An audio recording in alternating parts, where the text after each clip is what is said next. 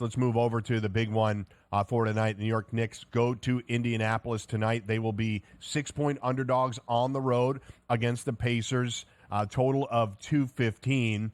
With New York having the opportunity to close this series out, do you think they have enough juice to do this on the road?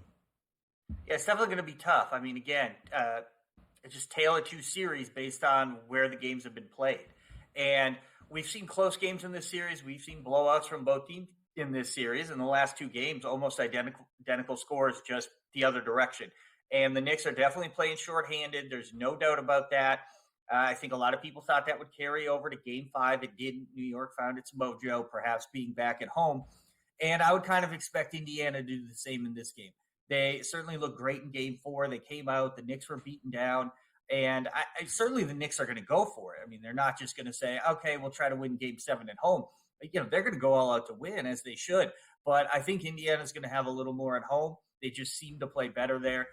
Tyrese Haliburton's the main guy who seems to play better at home, at least in this series.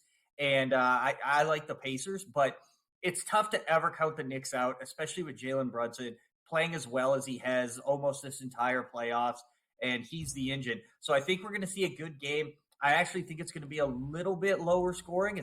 It's always weird to say that about a Pacers game because they could just turn up the pace and score a ton by themselves. But I think we're going to see a really good game again tonight. But I do like the Pacers by not a comfortable margin, but not a slight margin, somewhere in between. But yeah, this is another series where I'm prepared for anything.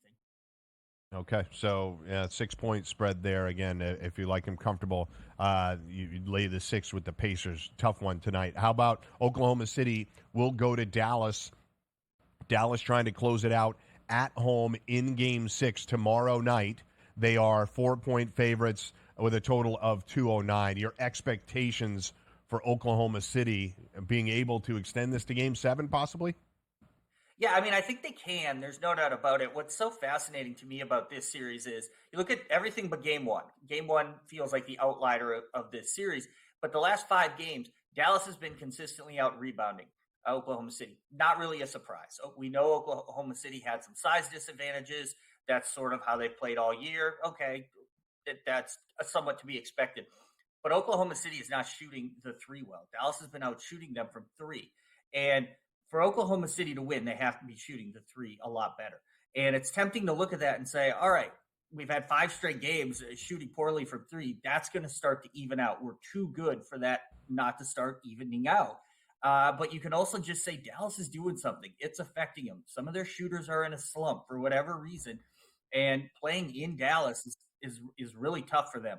So I expect a good game, a competitive game. Oklahoma City always fights. They always fight. You have to give credit to that team for as young as they are. They fight, and I think they're going to make that a great game. I wouldn't be surprised by anything that happens in Game 6.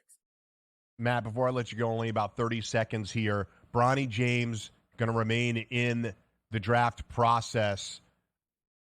Any comments? It's a unique situation, obviously. Any comments about what could happen with him come draft time?